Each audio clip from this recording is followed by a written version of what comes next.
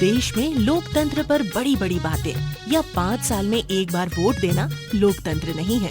संसद से लेकर सुदूर गांव तक जब सामूहिक निर्णय और नेतृत्व से कोई काम संचालित होता है तो वही जमीनी लोकतंत्र है। हमारा काम इसी की खोज करना है। तो आइए हम चलते हैं उसी जमीनी लोकतंत्र के बीच जहां बसती है ग्राम सभा की आत्मा।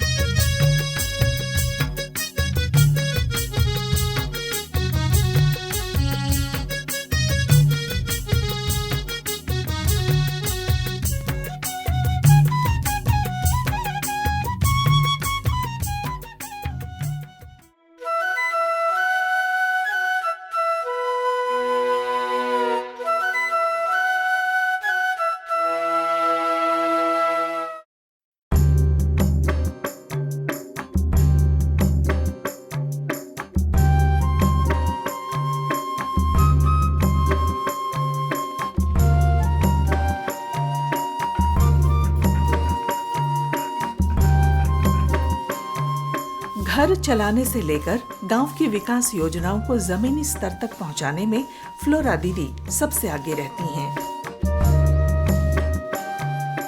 जब से रामपुर गांव में ग्राम सभा की कल्पना की गई, तब से लेकर आज तक वे हमेशा ग्राम सभा की बैठक में जाती रही हैं और उनके जैसी सैकड़ों महिलाएं भी अपने घरों से निकलकर इसमें भाग लेती हैं। लेकिन पुरुष प्रधान इस देश में महिलाओं को निर्णय लेने का अधिकार मिलना भी इतना आसान नहीं था। पहले तो होता था उस टाइम ना पुरुषों का ज्यादा भागीदारी होता था। उस समय महिलाओं को उतना वो आगे आने नहीं देते थे, मतलब महिलाओं को बोलने का वो उतना शक्ति नहीं दिया जाता था गांव में। वहाँ जो भी बात होता था उसको महिला लोग नहीं जानते थे। तो मैं बाबा या मेरा ससुर था, वो मीटिंग से जाता था तो हम लोग पूछते थे सास से, तो बोलता था कि तुम लोग कहाँ जानोगे। हम लोग गए थे तो हम ही लोग ना घर गांव को संभालते हैं, हम लोग जानेंगे कितना तुम लोगों को कहानी जैसे हम लोग बताएंगे। लेकिन अभी 3-4 साल से हमारे गांव में ग्राम सभा जब हो रहा है तो उसमें महिलाओं का अधिकार मिला हुआ है। ये महिलाओं को सबसे पता है सभी को। रामपुर झारखंड के गुमला जिले के चैनपुर प्रखंड की पश्चिमी छोर में बसा एक छोटा सा गांव, जहां महज 118 परिवार रहते हैं, जिसमें अधिकांश लोग उरांव आदिवासी समुदाय से हैं और जिनकी आजीविका खेती पर निर्भर है।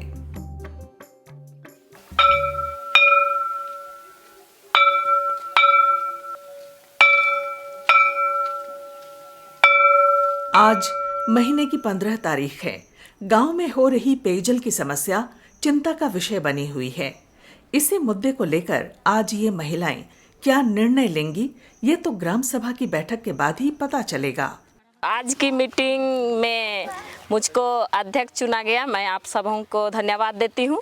आज की हमारी जो ग्राम सभा की विशेष मुद्दा है कि हम लोग हमारे गांव में पानी की समस्या है कि नहीं है? हाँ, तो उसको हम लोग कैसे हल करेंगे उसके बारे में हम लोग विचार विमर्श करेंगे। तो वहाँ पर एक ही जल मीनार से 30 परिवार पानी पीने में केवल पीने का केवल सुविधा होता है और बाकी किसी चीज़ के लिए हम लोग के पास पानी का सुविधा नहीं होता है। इसलिए हम लोग के लिए भी वहाँ पर रामपुर बस्ती में एक जल मीनार चाहे चापाकल का जरूरी है। आप लोग जो बता रहे हैं उसको एक आवेदन लिखिए। उसके बाद में मुखिया हमारे बीच में आई हुई है, उनके पास भी, और हम लोग उधर ब्लॉक में भी हम लोग जमा करेंगे उसको। आज ग्राम सभा और पंचायत के बेहतर समन्वय का नतीजा है कि यहाँ होने वाली हर ग्राम सभा में मुखिया मौजूद रहती हैं और प्रखंड स्तर से आने वाली योजनाओं के बारे में बताती हैं। हमारे जगह 25 तारीख के ब्लॉक स्तर में हुई विकलांग दिवस। जेकर जेकर घर में विकलांग है, जे पैर से विकलांग है, आँख से भी है, वो मन के तुझे अपने में महसूस करा था से मन लेगबा 25 तारीख के हुआ तो अब मन ले विकलांग सर्टिफिकेट मिली। 1996 में पेशा कानून के तहत जब ग्राम सभा को संवैधानिक स्वीकृति दी गई तो यहाँ की महिलाओं के लिए ये किसी वरदान से कम नहीं था। जहां महिलाओं को किसी मुद्दे पर बोलने से लेकर निर्णय लेने का अधिकार नहीं दिया जाता था, वे आज खुलकर ग्राम सभा में अपनी बातें रख रही हैं। पहले का में और अभी का में बहुत अंतर है। 2005 से बीड़ी अर्गना शुरू हुआ, तो बीड़ी अर्गना में सभी महिलाओं को हम लोग बैठाते थे। फिर अपना नाम सब लिखने के लिए हम लोग प्रयास करवा रहे थे। पति का नाम, गांव का नाम, पंचायत का नाम, ब्लॉक का नाम, जो समस्या होता था, घर में समस्या होता था तो बताती थी। तो हम लोग मिल के जो भी समस्या थी उसको हम लोग हल करते थे कि नहीं ऐसे करना होगा। हम लोग को धीरे धीरे आना पड़ेगा मीटिंग में, तब हम लोग रखेंगे। हम लोग का एकजुटता को देखेगा लोग और हम लोग बैठेंगे। कोई भी भागेगा तो हम लोग नहीं भागेंगे।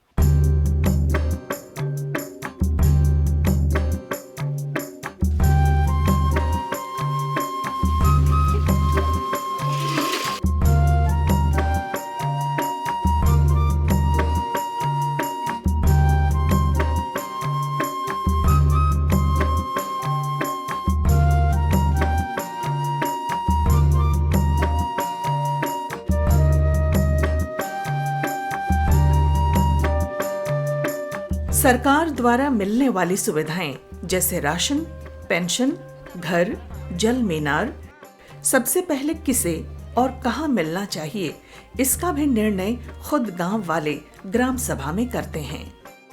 ये बन जाता है तो हम लोगों को पता चलता है कि गांव में कितना आबादी है, कितनी जनसंख्या है, कितना घर है, कितना पेड़ है। पहले तो जो भी योजना आता था हम लोगों को ऊपर से ही आता था। वो योजना कैसे कैसे चयन होके कैसे कैसे पास हो जाता था, ये सब हम सभी को पता नहीं था।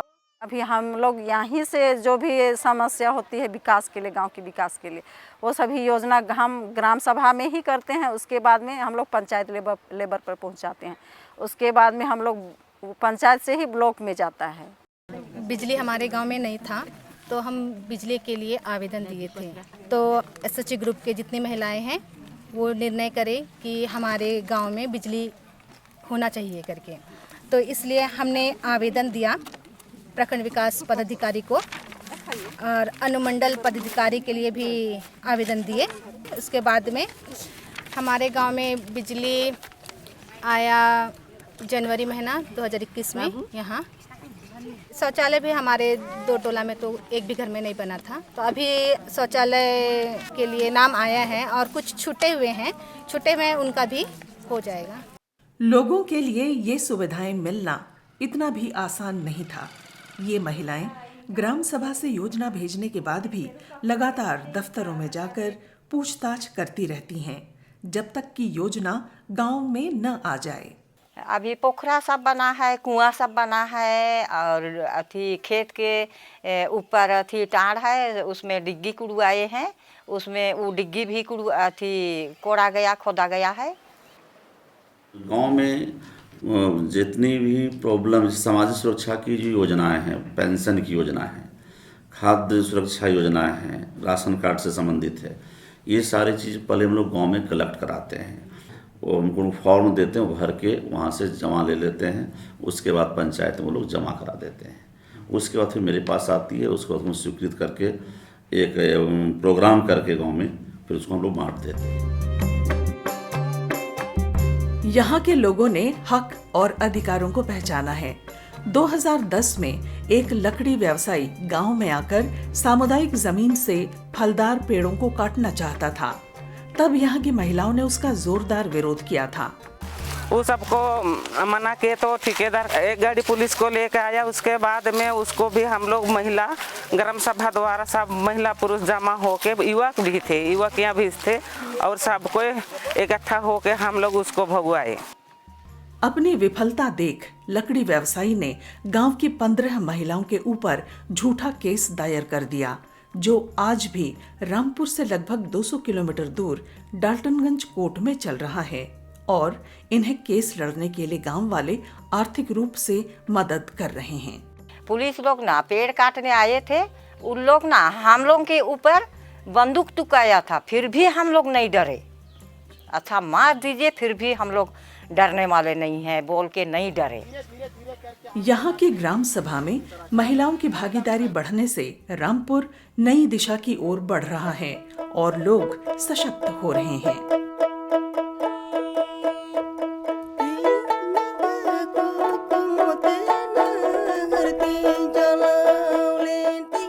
आपने रामपुर गांव की कहानी देखी। ऐसे ही एक और कहानी है जामताड़ा जिले के दुधानी गांव की, जहां की महिलाएं गांव, घर और अपनी समस्याओं को न केवल ग्राम सभा में उठा रही हैं, बल्कि उसका फैसला भी कर रही हैं।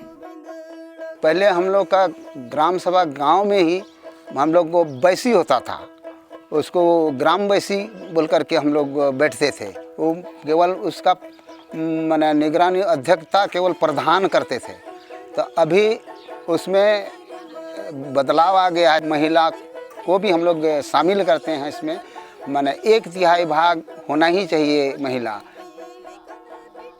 तो जो भी प्रॉब्लम गांव में आते हैं, कोई का झगड़ा झंझट कुछ भी किसी का, तो फिर महिला और पुरुष दोनों लेके ही समस्या को समाधान करते हैं। एक बुढ़िया माँ है, नाम है चुनकी हेम्ब्रम। तो शादी उनका हुआ था, लेकिन वो ससुराल में नहीं रही। उसका शरीर में बल शक्ति जब तक था तो उससे अच्छा व्यवहार किया जा रहा था। और बाद में जब उसका उम्र होने लगा, जब बूढ़ी होने लगी, तब उसका भैया और भाभी जो है इसको सताने लगा। भरपेट खाना उनको नहीं मिलता था। हम लोग फिर ग्राम सभा के लिए बैठने के बाद वो सबको बुला के लाए वहाँ। वो बुढ़िया माँ को भी बुलाए, उसके बाद उसका भैया भाभी सबको बुलाए। उसके बाद वो लोग को हम लोग बोले काम करेगी नहीं करेगी, इसको तो खाना देना ही चाहिए। ये अगर लड़का रहता तो इसको तो यहाँ का ज़मीन इसको आधा भाग मिलता। तो जब इस तरह बोले तो वो लोग मान लिया कि ठीक है, अब के बाद ऐसे नहीं होगा, इसको अच्छा से रखेंगे। और खादन चला दो बोले कष्ट गे अभी कष्ट गे देने कते दने थोड़ा दिन खोज दो मज गे।